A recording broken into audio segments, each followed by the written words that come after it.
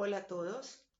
Estoy Hello, muy everybody. contenta de I poder am estar con ustedes el excited día de hoy to be presentándoles a ustedes presenting to you today on sobre CT patologías and MRI of inflamatorias e infectious infecciosas por inflammatory tomografía computarizada y resonancia magnética. Esta es una presentación bastante interesante que la puse junta. Nunca la he dado, de hecho, separada, solo como parte de otras presentaciones. Entonces, estoy muy contenta de estar aquí. Yo he aprendido mucho de esto y espero que ustedes estén tan contentas como yo de estar hoy aquí. Bueno, ¿qué vamos a cubrir el día de hoy? Vamos a empezar con un tema bastante común de la discoespondilitis, la cual es una inflamación de los discos intervertebrales. Y en ese punto también vamos a hablar sobre otras enfermedades inflamatorias que afectan las vértebras óseas, incluyendo la fisis vertebral. Entonces, esta es una inflamación centrada en las placas terminales vertebrales y en la osteomielitis vertebral, la cual es un término que cubre las vértebras óseas principalmente. También vamos a hablar sobre el empiema epidural espinal, lo cual se une muy de cerca en estos temas que se acabo de mencionar, pero también puede ocurrir sin que haya un compromiso óseo. Luego vamos a continuar con meningitis, mielitis y meningomielitis, que es la inflamación de las meninges, de la médula espinal, ambas.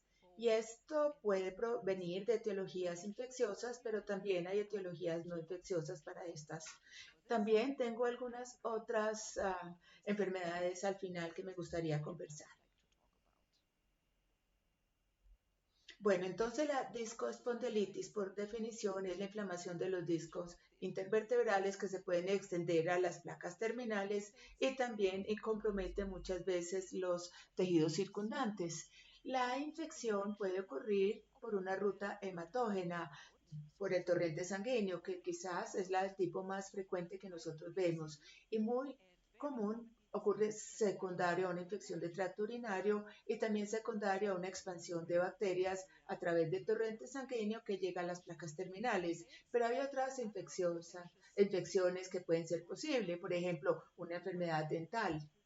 Si tenemos un perro que tiene endocarditis, cualquier tipo de enfermedad inflamatoria sistémica con una sepsis resultante y se puede expandir. Esas bacterias pueden dar como resultado una discoespondilitis. También puede ser por inoculación directa. Entonces, por ejemplo, tenemos una herida por mordida o algo que está muy cerca de la columna y desafortunadamente de causas iatrogénicas, causas inducidas por veterinarios, por ejemplo, durante una cirugía.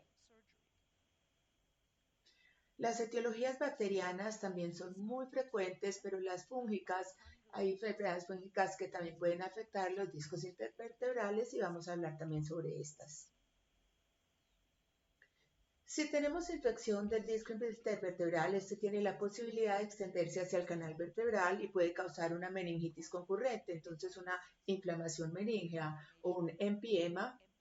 El empiema definiéndose como una acumulación de pus en el canal vertebral. Esto es muy raro en gatos, pero como yo dije que es algo común en perros también, cuando leemos mucha literatura, siempre se empieza con la primera oración en la introducción, es que la discoespondilitis es rara en perros y gatos. Tal vez yo estoy sesgada en el hospital de referencia, pero yo siento que vemos la discoespondilitis más o menos en una base regular. Por lo tanto, yo no sé si lo podemos llamar la rara en perros o frecuente en perros. Bueno, hay muchos capítulos de textos antiguos y muchos de artículos de revisión. Esta no es una enfermedad nueva, la discoespondilitis.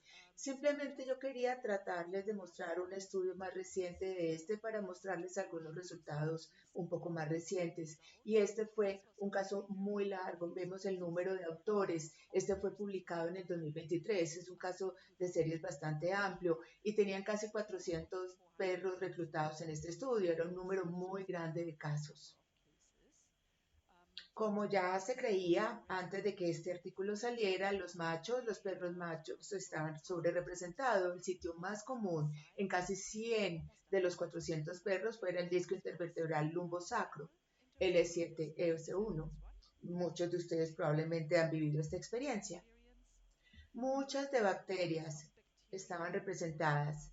Estafilococos, Streptococcus, Pastorella, Escherichia coli, Brucella y también otras bacterias. Una lista muy larga de bacterias que fueron cultivadas en estos perros. Pero también se encontraron algunos casos de aspergilosis, el aspergilosis sistémico y otros hongos que se encontraron afectando los discos intervertebrales. Esto es no tan común, de todas formas. Ellos miraron diferentes criterios de imágenes, evaluaron radiografías versus TAC, radiografías versus resonancia magnética, por supuesto con las limitaciones usuales de un estudio retrospectivo, lo cual es el gold standard si hay un pobre argumento entre las radiografías y la tomografía. Nosotros asumimos que las TAC, las tomografías, podrían ser mejor que las radiografías en identificar los sitios afectados. Hubo un argumento muy pobre entre radiografías y resonancia. De nuevo, las radiografías probablemente son menos sensibles, que dejan atrás anormalidades, la resonancia magnética siendo muy buena para identificar anormalidades del tejido blando de manera temprana. Y algo que deben tener en cuenta es que la resonancia magnética puede ser la mejor elección para identificar esta enfermedad de manera temprana, bien adelante.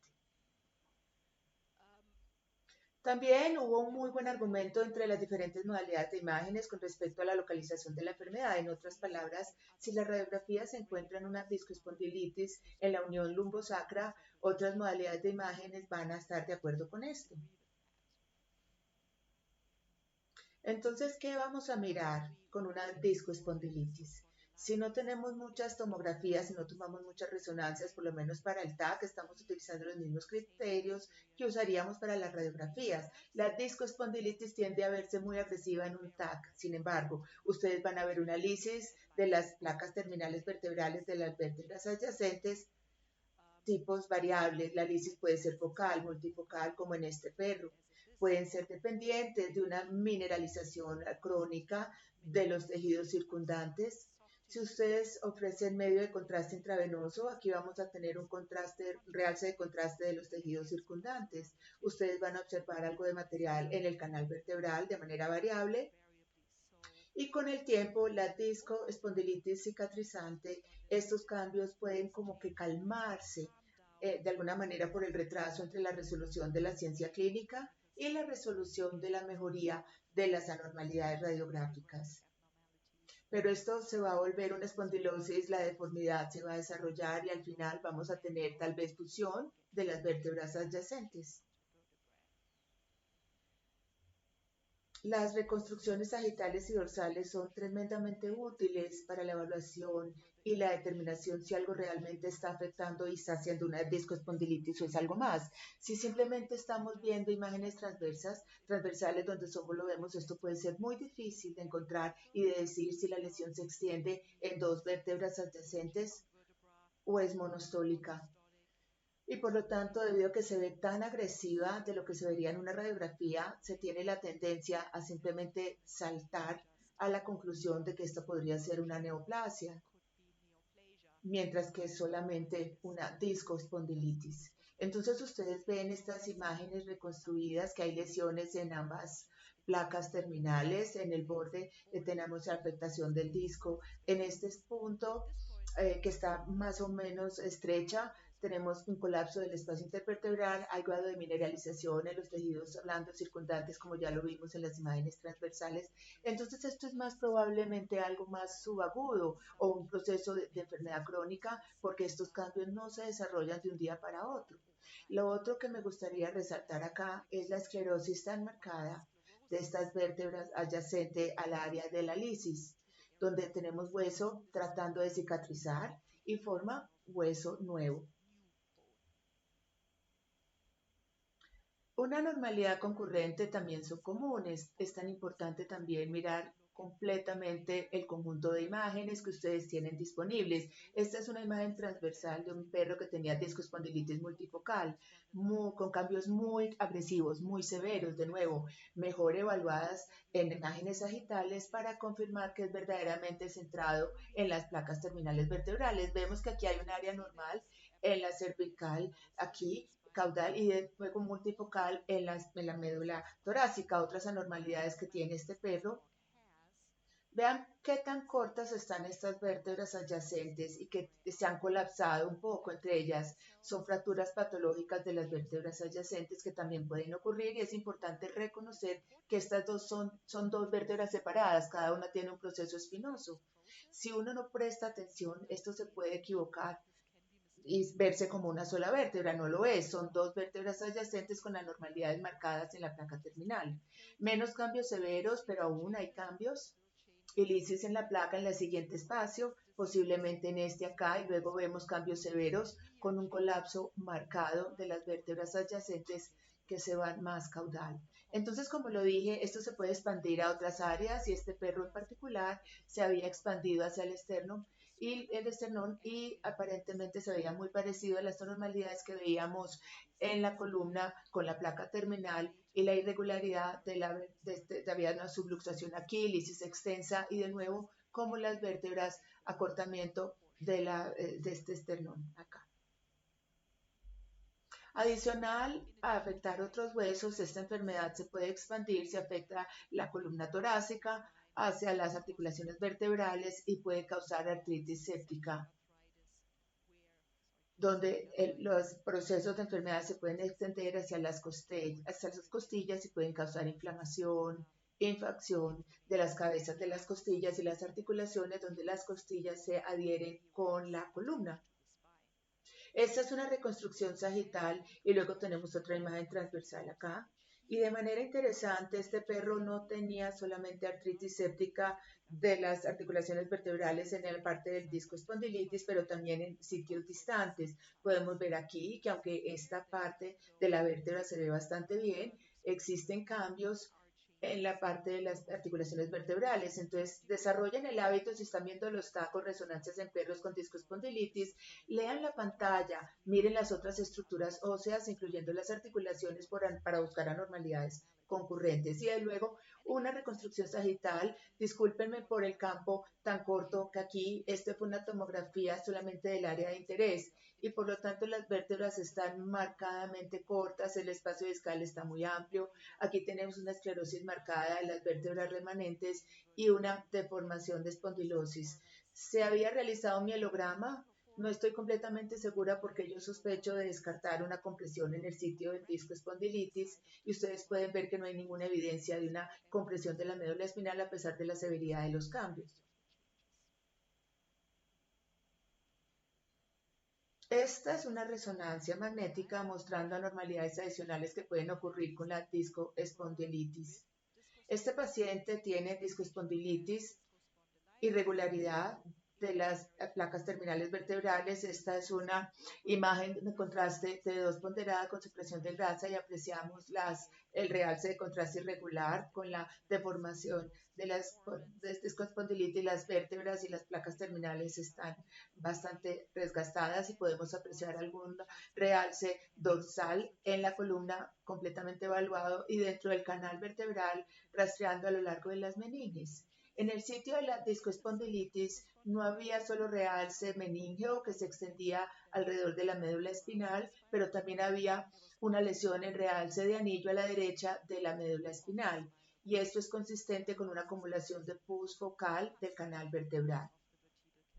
Si ustedes ven pus desarrollándose, bolsillos de pus desarrollándose en las cavidades abdominales o las cavidades corporales como el canal vertebral o en el mediastino, ustedes lo llaman empiema, no lo llaman un absceso. Esto es consistente con un empiema epidural focal.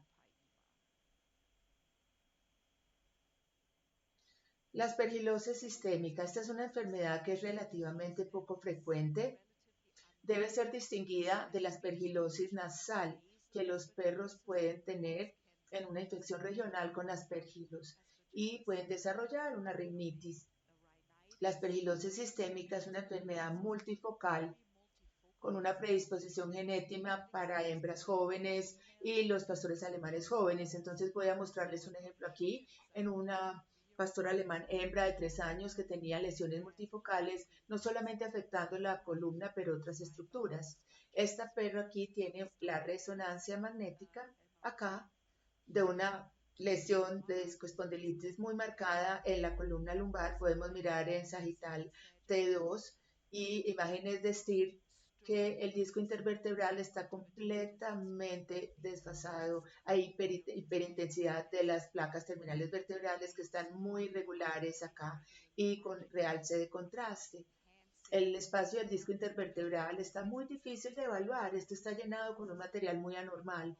Vemos también un intento de construir y de hacer nuevo hueso y formar espondilosis, deformidad, y especialmente en esta imagen T1 ustedes pueden mirar que hay una hipointensidad de las partes adyacentes de los cuerpos vertebrales consistentes con edema y hay una formación temprana de esclerosis. No tenemos la resonancia de la columna completa, pero en las radiografías torácicas también había evidencia de discoespondilitis en la columna torácica, muy parecido al caso que ya observamos. También había evidencia de una esternoosteomielitis, y este perro también tenía lesiones cerebrales. Entonces había lesiones de realce multifocales en el sistema ventricular, en las meninges, que se extendían dentro del surco y de allí hacia el parénquima. Y de manera interesante lo pudimos observar en la resonancia magnética y luego fue confirmado con una ecografía que había anormalidades marcadas en los riñones, lo cual estaban marginados, irregulares, con una dilatación pélvica renal masiva consistente con pielonefritis. Hay algunos artículos que describen las anormalidades que se observan con una aspergilosis sistémica. Tal vez este es el que más les ayuda a ustedes acá a entenderlo, cual reporta el pastor alemán y la predisposición por las hembras de esta raza. Y luego las anormalidades, uno espera que en estos animales tienen discoespondilitis, osteomielitis, adenopatía linfática torácica y también anormalidades renales debido a la pielonefritis. Lo que después fue reportado en artículos separados fue que esta enfermedad también puede causar vasculitis sistémica y estos animales pueden desarrollar unos pseudos aneurismas y de hecho son hemorragias fatales si éstas se rompen. Y también hay un artículo específico en solo 7 perros con aspergilosis del sistema nervioso central. En caso de que estén interesados, aquí está. Todos siempre hablan sobre la brucelosis como una consideración importante con la discoespondilitis. Y sí, es importante por la posibilidad de afectar a las personas.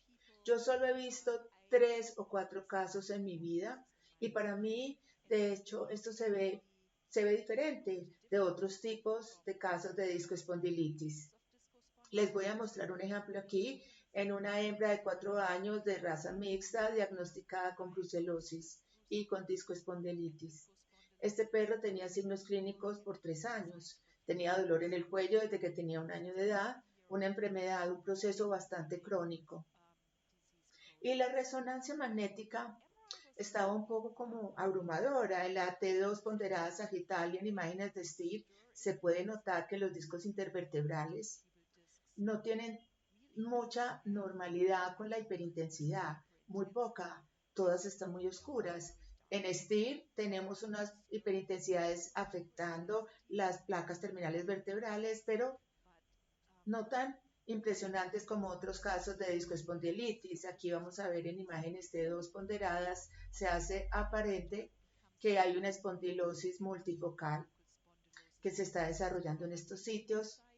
La columna cervical completa parece estar afectada. El mielograma resonancia no revela ninguna evidencia de una compresión de la médula espinal. Y luego lo más interesante, o la secuencia que más nos ayuda con las imágenes post-contraste, donde sí había realce de las placas terminales vertebrales adyacentes a los discos intervertebrales en todo nivel. Pero de nuevo, no había casi o ningún compromiso de los tejidos blandos circundantes, cada disco afectado y una lesión muy crónica. Bueno, esto es diferente de la mayoría de los casos de una discoespondilitis que hemos visto. Aquí tenemos algunos artículos de manera sorprendente, no tantos. Esta ha sido una publicación relativamente reciente, multiinstitucional, y compararon casos de Brucela, de discoespondilitis con Brucela, con otros casos de discoespondilitis.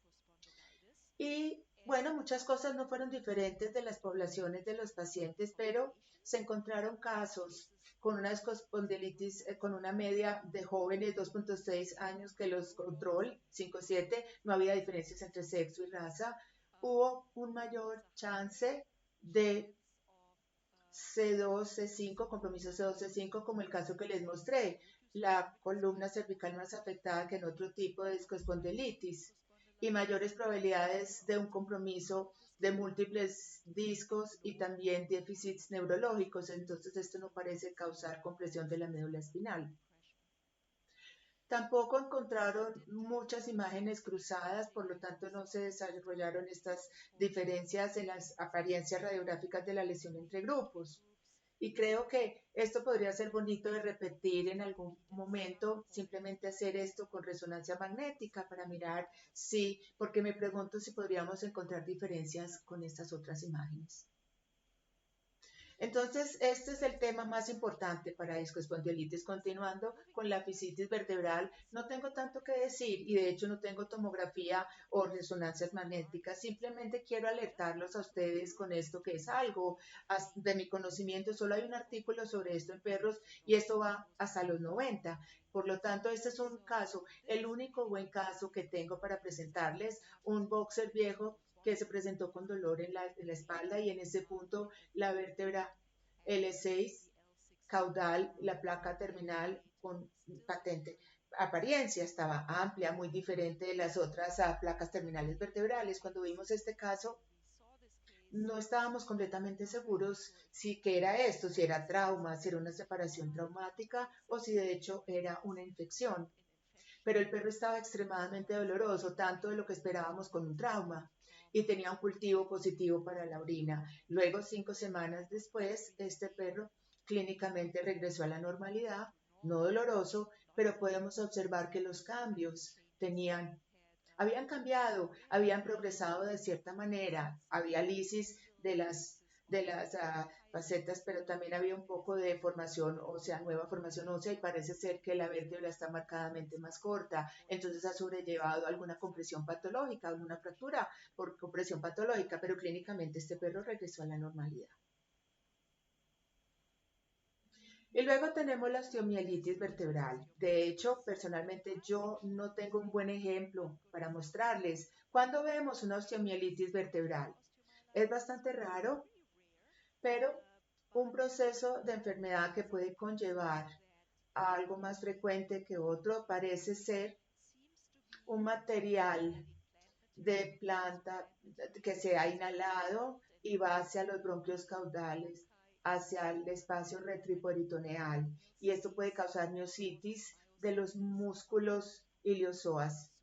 Y debido a que el músculo iliozoa vive ventral a la columna lumbar, causa osteomielitis secundaria de la vértebra lumbar. Esto parece ser lo más común, la lesión más común para causar una osteomielitis vertebral.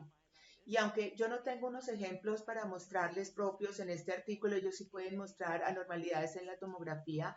Entonces tenemos anormalidades óseas, formación de osteolisis, centrados en la vértebra en lugar de las placas terminales, y también se muestra aquí anormalidades de tejido blando marcadas de los tejidos adyacentes. Y luego esta es una resonancia magnética del texto de Will Mays. Este es un perro que tenía un absceso paraespinal esofageal. Quieren descrear este compartimiento anatómico que está ventral a la columna, hay un absceso inflamado, una cavidad grande, lo vemos aquí en las imágenes transversales, es bilobular, realce, y vemos que las vértebras adyacentes tienen cambios de intensidad, el disco tampoco no está normal, podemos especular que esta es otra forma de una discoespondilitis, pero en el artículo o en el capítulo del texto que se llamó osteomielitis vertebral, es muy raro en perros y gatos. Ya hablamos sobre la empiema epidural brevemente, ahora voy a regresar a esto ahora y quiero hablar también un poco sobre meningitis.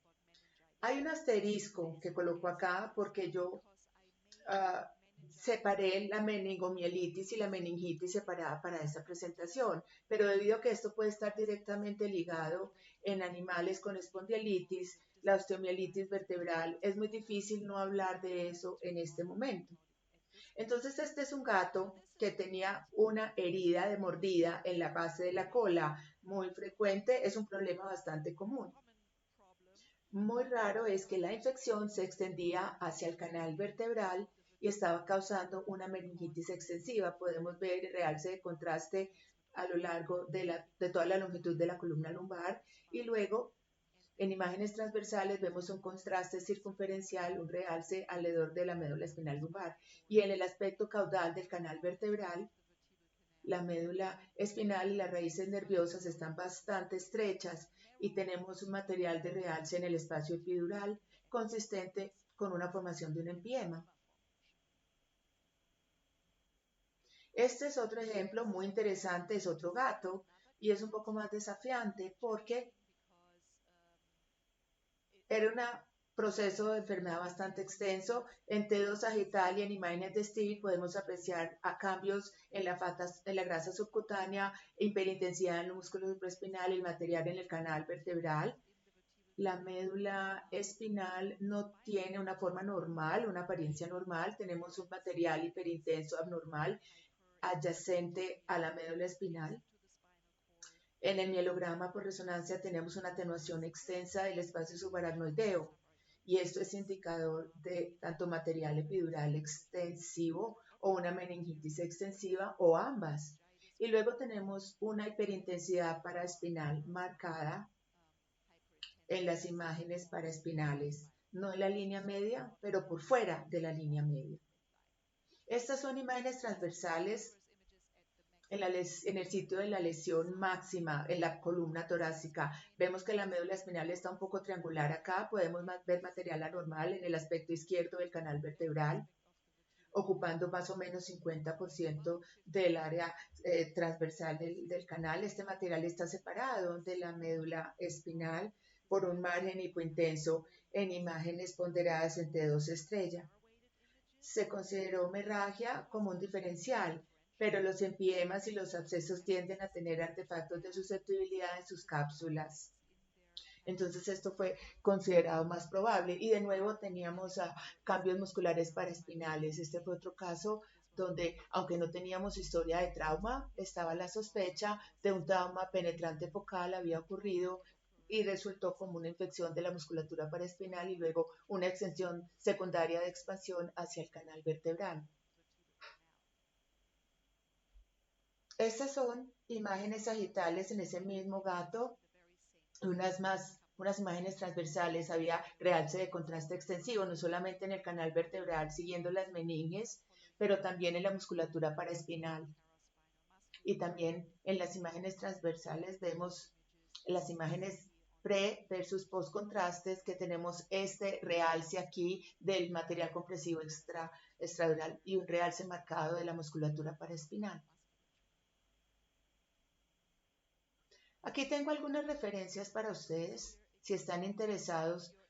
Yo lo aprendí cuando estaba joven como una estudiante veterinaria y como residente de que ustedes deben tomar estos animales y llevarlos a cirugía si hay una compresión de la médula espinal. Yo creo que generalmente ha habido un cambio en la actitud en cuanto a esto, porque hay un mayor número de serie de casos que han salido recientemente, 41 perros, 30 perros. Hay un resultado bastante similar en cuanto a que el manejo conservador y quirúrgico. Entonces, simplemente esto es algo que les recomiendo leer. Si ustedes quieren, como yo, aprender, deben tomar y llevar estos animales a cirugía. Tal vez esto ya no es cierto y es mejor que vuelvan a leerlo para confirmarlo.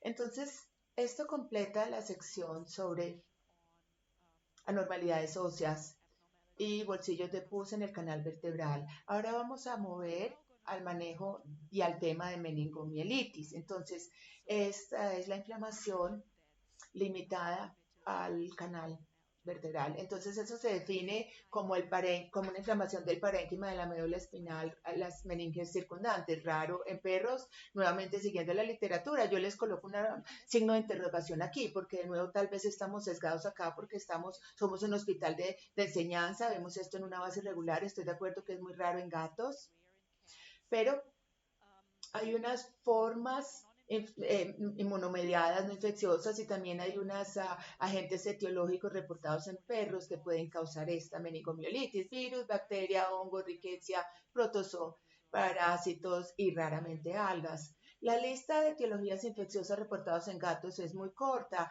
La peritonitis infecciosa felina y la toxoplasmosis es lo único que puedo encontrar. Ahora, alguien en la audiencia puede encontrar otra referencia y si lo encuentran me encantaría escucharlo, pero cuando estaba preparando esta presentación, esto fue lo que encontré.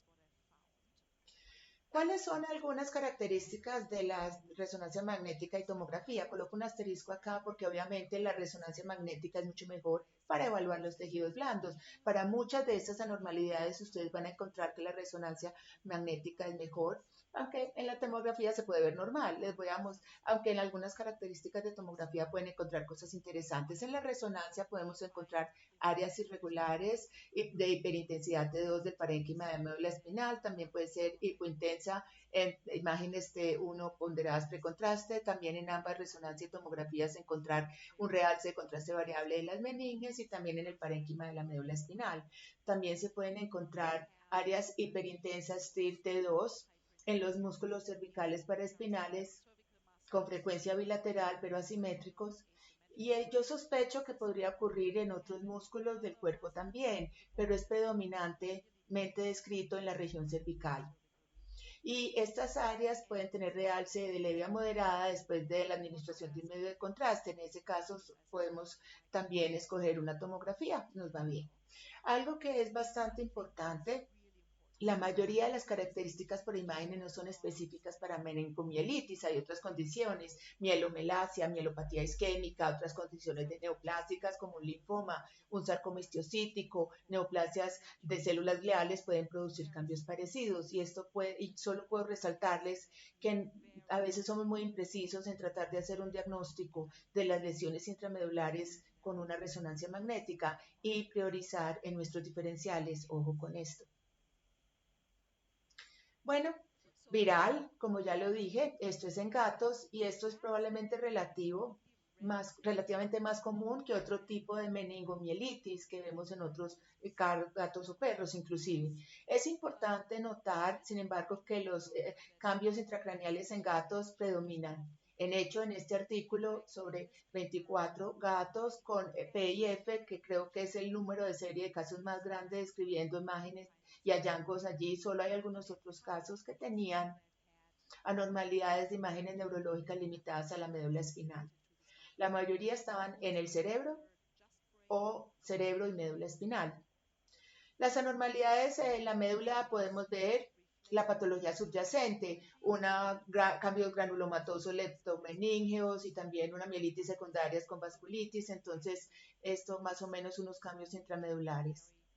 Yo no tengo tantos ejemplos, pero este fue uno que se pudo confirmar y fue con un perro ya mayor. Entonces vimos este caso en imágenes, priorizamos en un linfoma, porque el linfoma podría ser exactamente lo mismo. Lo que observamos acá fue un realce de contraste meningeo importante en la médula lumbar, en la columna lumbar y mucho más notable en el canal sacro y caudal. Si ustedes vemos, aquí está como un engrosamiento irregular en este nivel. Esto fue un caso confirmado para peritonitis infecciosa felina. Voy a mostrarles algunos artículos acá porque es bastante interesante. El toxoplasma ha sido reportado de causar la meningomielitis, muy parecido, como lo dije, para reportes de PIF en la enfermedad intracraneal. Esto es más común, pero basado en los artículos que están, parece ser que causa anormalidades de imágenes muy variables. Esta era un realce de contraste intramedular extensivo acá, casi al punto de una apariencia de masa. Esto es en la médula torácica, en la columna torácica. Y luego, en este caso, algunas imágenes del artículo, parece que el realce de contraste meningeo predomina extensivamente. Sin embargo, hay algunas áreas de realce de contraste parenquimal aquí en la parte caudal, en la médula espinal torácica, y si miramos el cerebro, que periféricamente está incluido, parece que hay una ventriculomegalia.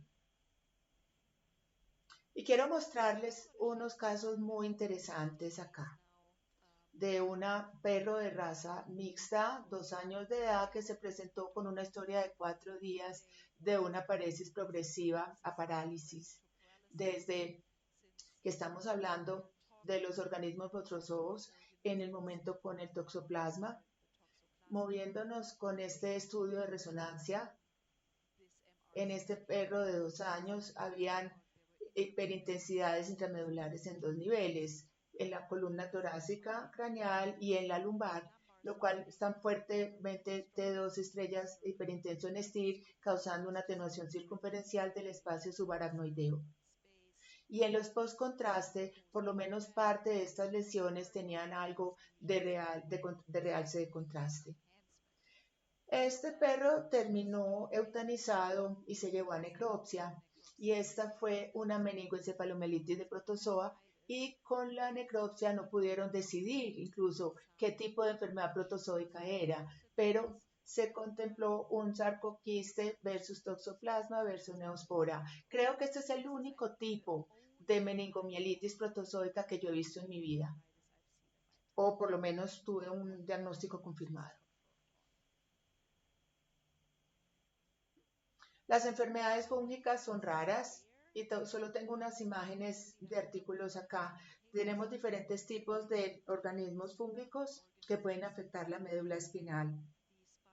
De nuevo, son muy variables. En este caso, una infección de criptococo en un gato. Había una masa focal muy grande con un edema adyacente. Y luego, este es de un artículo de coccidiomicosis, donde se hizo una comparación. Bueno, comparado con el edema adyacente extenso a el granuloma está más o menos hipointenso. Hay otro artículo aquí que yo no lo coloqué, de un blastomicosis fúngico, un granuloma de manera muy parecida. El granuloma está hipointenso comparado con la extensión del edema que típicamente rodea estas lesiones. Esto está alineado con lo que ha sido reportado para granulomas fúngicos intracraneales. 2 pueden ser hipointensos T2 y tienden a tener un fuerte realce de contraste. Yo nunca he visto un caso de una enfermedad fúngica espinal en lo personal, pero tengo un caso muy lindo reportado de una coccidiomicosis en un Yorkshire esterilizado de 5 años, y este perro recibió resonancia magnética de la columna torácica y también de la pelvis, como van a ver en un momento, y en la columna toracolumbar había una lesión hipointensa focal con un realce de contraste fuerte en la médula, en la columna torácica caudal, que estaba con una capa hiperintensa consistente con edema. Había realce meníngeo que se extendía craneal y caudal de la lesión, y había una pérdida circunferencial completa focal asociada con el espacio subaracnoideo en el mielograma por resonancia magnética. Estas son imágenes transversales en el sitio de la lesión. En el lado izquierdo observamos una imagen ponderada en T2 transversal. La lesión, que también está con realce de contraste, está relativamente hipointensa, mientras hay un edema marcado de la médula espinal adyacente. Para mí, este es un caso bastante desafiante, tratando de decidir si esta lesión es extradural, intradural, extramedular, ambas multifocal, y siento mucha confianza de que hay algo de realce de contraste por fuera del canal vertebral, lo cual podría apoyar por lo menos una localización extradural parcial.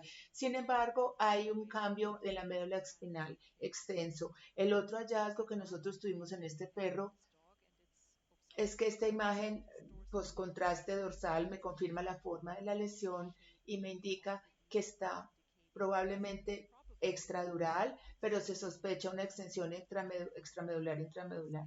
Por lo menos este perro también tenía, y no tenemos muchas imágenes para mostrarlo, una osteomielitis focal de el sacro craneal en el lado izquierdo. Muy difícil de apreciar en las imágenes precontraste, pero en las imágenes postcontraste dorsal ustedes pueden ver una lisis extensa del anillo sacro y realce. Y este fue diagnosticado como una coccidiomicosis aspirando la lesión acá.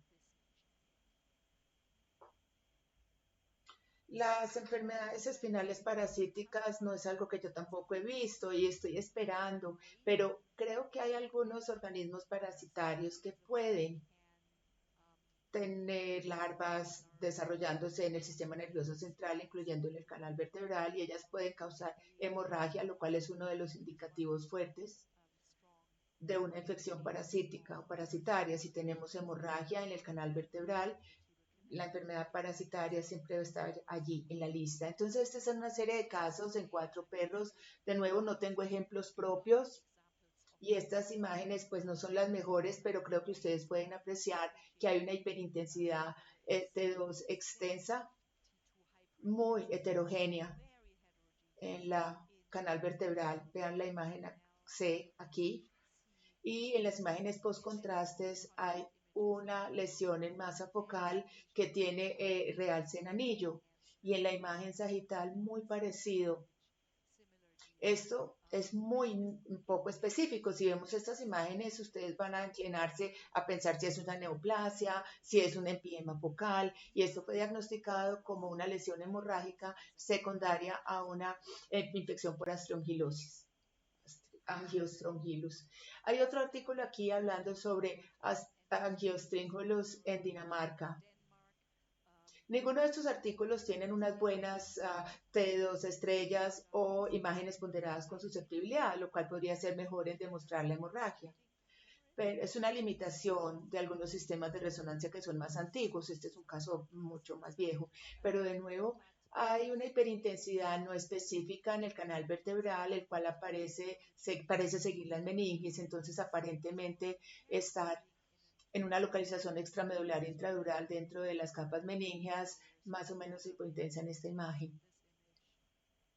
Y luego este es otro artículo muy interesante porque este habla sobre la angiostrongylus estando asociado con una hemorragia subaracnoidea intracraneal, no solamente debido a una migración parasitaria causando la hemorragia física, pero también a una diáfisis hemorrágica, y esto apunta a esta lesión hipointensa T2 aquí. Y esta T2 estrella podemos observar el artefacto de susceptibilidad, lo cual esto era compatible con hemorragia. Este artículo bonito habla también sobre Dirofilaria imitis, infecciones de esta Dirofilaria imitis, lo cual son el gusano del corazón. Ese es el gusano del corazón americano que se encuentra en el canal vertebral. Esta fue una serie de casos de 4 perros en Mississippi y fueron casos bien interesantes, imágenes muy lindas, y yo especialmente veo en una resonancia magnética en esta imagen transversal, vemos esta es una columna cervical, vemos qué tan larga es la lesión, está localizada por fuera de la médula espinal, está causando compresión medular, y en las imágenes transversales ustedes pueden ver esta sección cruzada de los gusanos como separados, como estructuras tubulares redondas separadas que están viviendo en el canal vertebral aquí, en esta tomografía, menos visible que en la resonancia magnética, pero ustedes pueden ver este realce acá de lesión extradural epidural, la cual es donde está viviendo el gusano. Si ustedes reciben esta tomografía como un caso clínico, hay como una empiema epidural o una neoplasia, podría ser algo como un diagnóstico diferencial razonable, ¿verdad? Y luego tenemos estas otras imágenes de este artículo, porque estaban tan bonitas. Yo nunca había visto algo causando este tipo de ilusiones puntuales como en puntos, rodeadas por realce de contraste. Entonces son imágenes cruzadas del gusano en el espacio epidural. Y luego tienen aquí un caso con imágenes intraoperatorias para retirar los gusanos, y así es como se veía.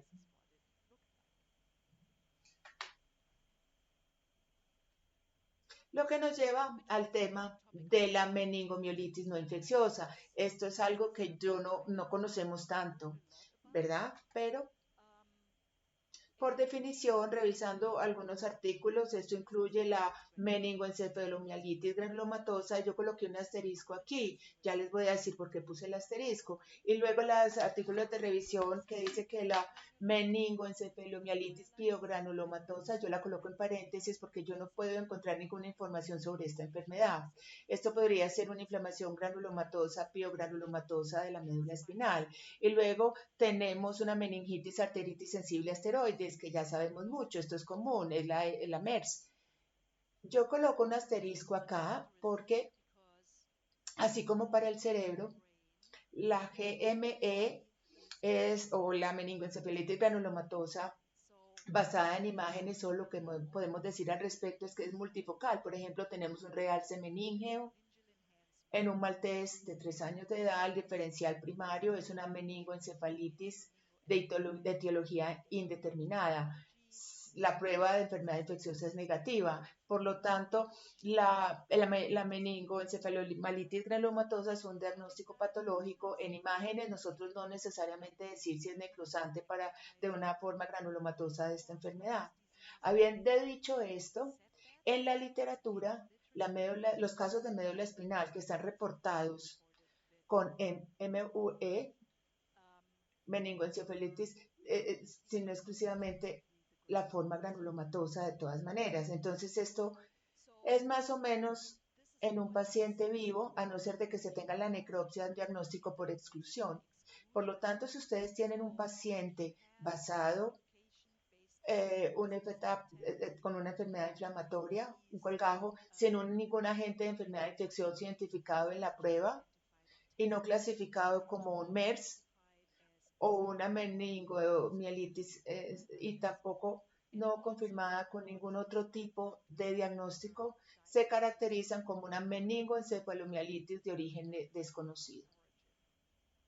La terminología es un poco compleja y así como confusa en la literatura. Esta es una enfermedad que es bastante bien caracterizada, por lo tanto la meningitis arteritis sensible a esteroides cae como en este complejo de enfermedades, y hay algunos artículos hablando sobre resonancia magnética, las anormalidades. Entonces esta es una enfermedad inmunomediada sistémica que causa lesiones inflamatorias en las meninges, predominantemente en la médula espinal, menos en el cerebro, en las arterias espinales, pero también se pueden encontrar lesiones en la histología de las arterias coronarias, arterias mediastinas y las arterias tiroideas. Entonces, le gusta mucho el sistema nervioso central, no necesariamente está limitada al sistema nervioso central. En los hallazgos de resonancia magnética, de manera interesante, hay cambios musculares paravertebrales. Generalmente son los únicos, y el hallazgo más severo, las lesiones musculares paraespinales. También se pueden tener hiperintensidad de 2 parenquimal de la médula espinal, realce en las meninges. Coloco un asterisco aquí porque muchos de los artículos dicen con realce de las raíces nerviosas. Tengo algunas dudas al respecto, de las cuales ya les voy a hablar. Y también las facetas articulares, los procesos articulares de la médula, de la columna cervical, pueden tener realce contraste. Finalmente, y esto nos pone, aparte de todas las enfermedades inflamatorias, podemos encontrar hemorragias, y esta puede estar en una localización variable, puede estar intradural, extramedular, de entre las meninges intercambiadas con el líquido cefalorraquídeo, puede ser extradural y también puede ser intramedular. Este es un ejemplo de un Beagle de 1 año. Vemos, nuestra institución lo diagnosticó como un MERS, y ustedes pueden observar en las imágenes sagitales que hay una enfermedad del disco intervertebral, triste porque solo tiene 1 año de edad. Vemos en STIR que hay una hiperintensidad paraespinal multifocal, especialmente a lo largo del aspecto ventral de la columna. Esto no es normal. Tenemos hiperintensidades paraespinales dorsalmente que tienen realce de contraste. También estas imágenes de plano dorsal de la médula cervical podemos observar la hiperintensidad extensa y el realce de la musculatura paraespinal bilateral más severa en el lado derecho de este perro. Estas son imágenes transversas en post-contraste y podemos observar un realce de contraste extenso de la musculatura. Vemos un realce meníngeo y vemos también rodeando la médula espinal. Y también vemos un realce de contraste que se extiende por fuera del foramen intervertebral, especialmente en el lado izquierdo acá, donde hay como unas de inflamación bastante grueso. Y ustedes pueden ver un realce bastante marcado aquí alrededor de las arterias vertebrales. Entonces, simplemente voy a mencionar esto porque sí, esto se ajusta con lo que los artículos dicen, como un realce de las raíces nerviosas y alargamiento. Yo argumentaría que no sé si esto es ciertamente una raíz nerviosa o es musculatura. Esto sería una raíz nerviosa bastante larga. Sabemos que hay una arteritis basada en la histopatología. Probablemente hay arteritis de estas arterias basadas en el realce tan marcado alrededor de estas arterias. Entonces yo me pregunto si esto está inflamado de manera normal en lugar de un alargamiento de la raíz nerviosa. Pero bueno, esto es algo que en algún momento la histopatología va a tener lo que determinar. Este es un boxer mayor, ya tenía algunas mal definidas lesiones aquí en la médula espinal cervical, tenía un realce de contraste meningeo masivo. Podemos ver las imágenes postcontrastes acá comparadas con las imágenes precontraste. Atenuación extensiva del espacio subaracnoideo debido a una enfermedad meningea, esta enfermedad meningea. Y luego en las imágenes transversales podemos ver evidencia de una hemorragia multifocal en este caso, en el espacio subaracnoideo, intradural, extramedular. También tenía realce de contraste en las articulaciones del proceso articular. Esto pues era algo que se mencionó también en el artículo. Ahora moviendo a la meningoencefaliomelitis de origen desconocido. Esto incluye también la meningoencefalitis granulomatosa, la necrosante, la leucoencefalitis necrosante. Es una enfermedad muy parecida, bueno, tiene el mismo proceso de enfermedad que ocurre en el cerebro, excepto de que este aparece en el caso de la solo compromiso de la columna, típicamente ser verdaderos meningoencefalitis granulomatosas, pero de nuevo esto no ha sido completamente claro en la literatura. Entonces, un diagnóstico clínico de esto típicamente se hace, como ya lo hicimos, con una combinación de una presentación clínica, imágenes de resonancia magnética, análisis de líquido cefalorraquídeo, médula y todo, y excluyendo cualquier otra etiología posible. Entonces, ¿qué hallazgos por imágenes esperamos tener? Hay un solo caso y es este que yo conozco que mira específicamente la médula espinal. Con esta enfermedad, 15 perros solo tenían una lesión focal, 4 lesiones multifocales y 2 de estos perros no tenían anormalidades en las imágenes precontraste. Las lesiones visibles estaban mal definidas intramedular hiperintensa en T2 y isointensa en T1, y entonces había un realce de contraste de estas lesiones presentes en la mayoría de los perros, y un realce meningeo también estaba presente en la mayoría de los pacientes. En 2 perros, de manera interesante, que no tenían lesiones visibles en las imágenes precontraste, uno de estos no tenía ningún tipo de realce, pero un perro tenía un realce de contraste meningeo. En 2 de estos perros, en esta serie de casos, habían imágenes del cerebro también. Y también tenían lesiones cerebrales de manera interesante, lo cual tiene total sentido como un proceso de enfermedad, pero también de manera interesante, ninguno de estos 2 perros tenían signos intracraneales en el momento del diagnóstico, exclusivamente tenían signos de la médula espinal a nivel cervical. Entonces, este es uno de los ejemplos que yo encontré en nuestra base de datos. En una imagen ponderada T2 sagital, ustedes pueden ver esta mala definición como en pecas, pobremente delineada, hiperintensidad multifocal intramedular. Hay como un contraste multifocal en puntos, este realce. Honestamente, el realce meningeo para mí es leve. Ventralmente estas son las plexos venosos vertebrales. Tal vez un leve realce meningeo. Este caso, realmente con la tomografía, primero se recibió, pero en las imágenes precontraste no se encontraron anormalidades, pero en las imágenes postcontraste ustedes pueden observar realce de contraste intraparenquimal, y este perro luego le hicieron resonancia magnética y hallazgos muy parecidos, como ya lo vimos en la tomografía, por supuesto, mucho mejor visibles. Hiperintensidad en T2, tomografía en la médula, algunos hallazgos más hipointensos, atenuación extensa del espacio subaracnoideo en el mielograma de resonancia o la secuencia Hayes, y luego muy parecido a la tomografía, realce de contraste multifocal de estas lesiones, especialmente en el aspecto dorsal de la médula espinal.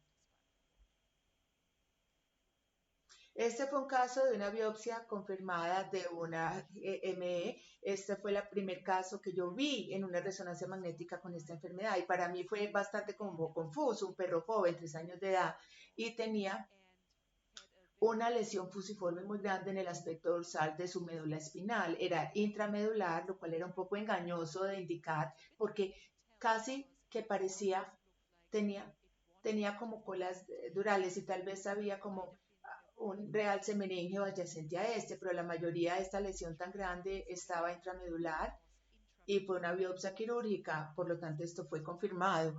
Bueno, y lo que fue interesante, especialmente con STIR, es que esta lesión era T2 hiperintensa, consistente con un granuloma. Un realce de contraste fuerte, realzando mucho, centrado en el aspecto dorsal de la médula espinal a nivel cervical. Tengo buen alimento aquí para que pensemos. Este es un estudio que estamos haciendo actualmente. Este está en curso. Muchas de estas lesiones en estos perros parecen estar localizadas en el aspecto dorsal de la médula espinal. Y si nosotros pensamos en una meningoencefalitis granulomatosa, hay una predilección para la materia blanca. Si nosotros pensamos en dónde están los tractos de la materia blanca, en la médula espinal, hay muchos tractos de materia blanca dorsal al canal central. Entonces esto nos hace preguntarnos si estas lesiones realmente están centradas en la médula espinal dorsal, la materia blanca de la médula espinal. Nosotros no sabemos mucho sobre la meningoencefalitis de origen desconocido felino. Hay algunos casos en gatos de la meningoencefalitis de origen desconocido, principalmente enfocados en el cerebro. Entonces, discúlpenme por la poca información que yo tengo al respecto en la literatura en cuanto al compromiso de la médula espinal. Este es uno de los pocos casos que yo he visto, y esto fue confirmado basado en la biopsia de las lesiones. Este era un gato que tenía tanto signos de la columna, médula y cerebro, pero los signos cerebrales no encontramos lesiones más allá que una ventriculomalacia o hidrocefalia. En la médula espinal cervical, esta cervical estaba extensamente hiperintensa T2, y en las imágenes postcontrastes habían unas 2 lesiones distintivas, lesiones más contraste en biopsia, que estaban bordeando las meninges, pero estaban intramedular. Entonces, dentro de la médula, y esto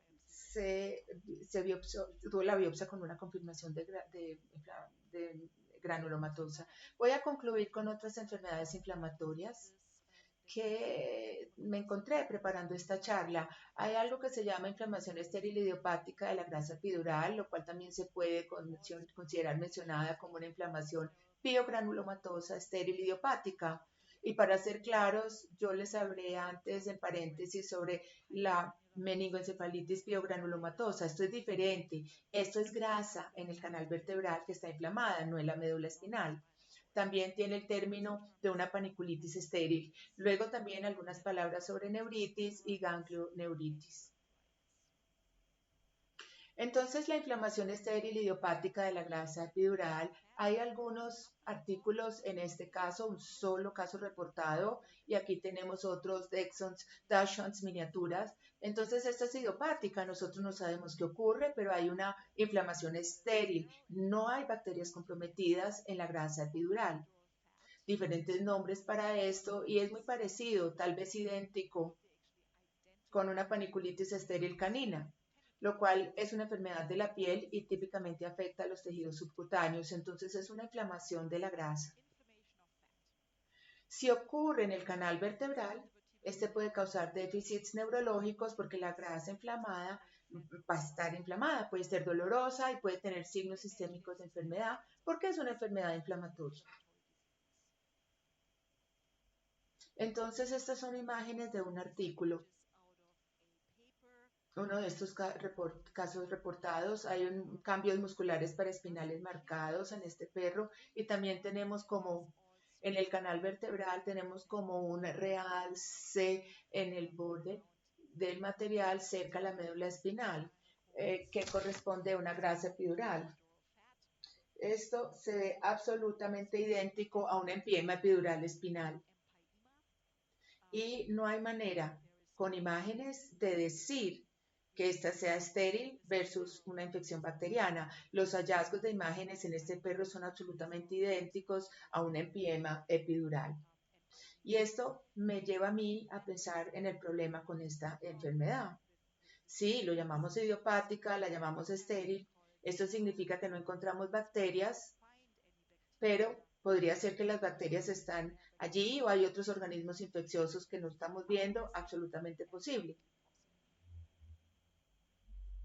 La neuritis, solo tengo esta diapositiva. La inflamación, la neuritis es una inflamación de los nervios y nosotros sabemos algo de esto. La neuritis trigeminal intracraneal, neuritis facial, están muy bien documentadas en la literatura. La neuritis espinal no está tan bien documentada, pero sí la podemos ver.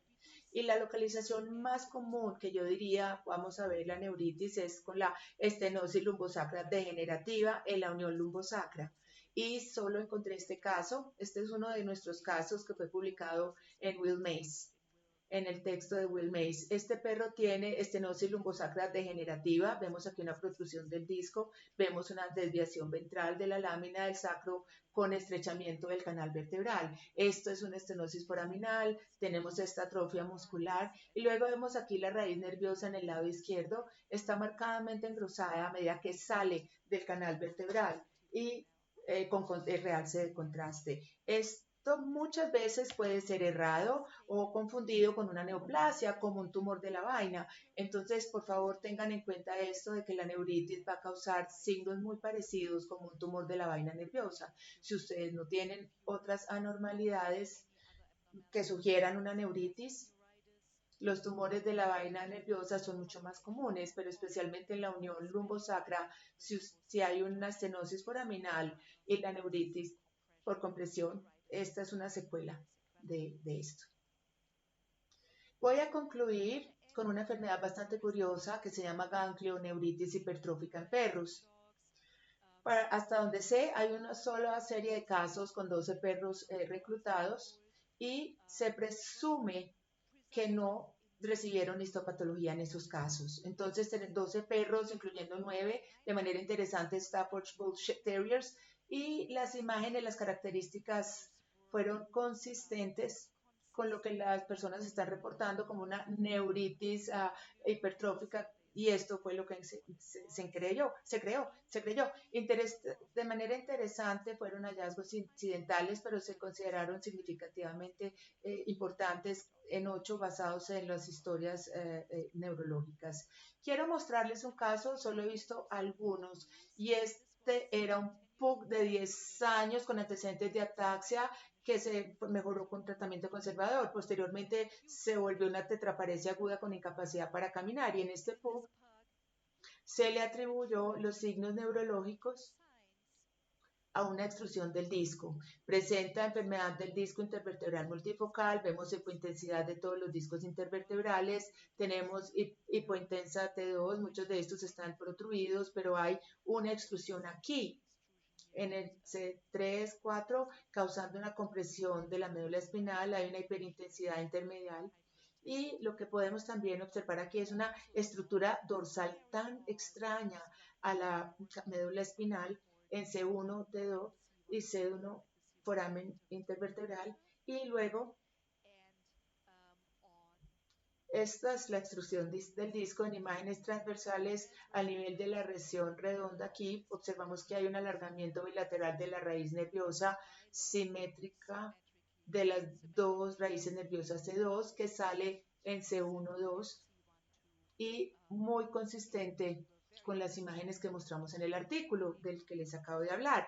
Este perro terminó recibiendo una slot ventral y mejoró bastante con cirugía. Entonces, para todos los propósitos, esto fue un hallazgo incidental. Habiendo dicho esto, potencialmente pudo haber contribuido a esta ataxia o tal vez potencialmente haber causado dolor. Esto es algo muy difícil de decir si tenemos otras enfermedades concurrentes. Entonces, bueno, esto es lo que les quiero comentar sobre patologías inflamatorias infecciosas. Les agradezco mucho a ustedes por su atención y espero volverlos a ver muy pronto. Que estén bien. Hasta pronto.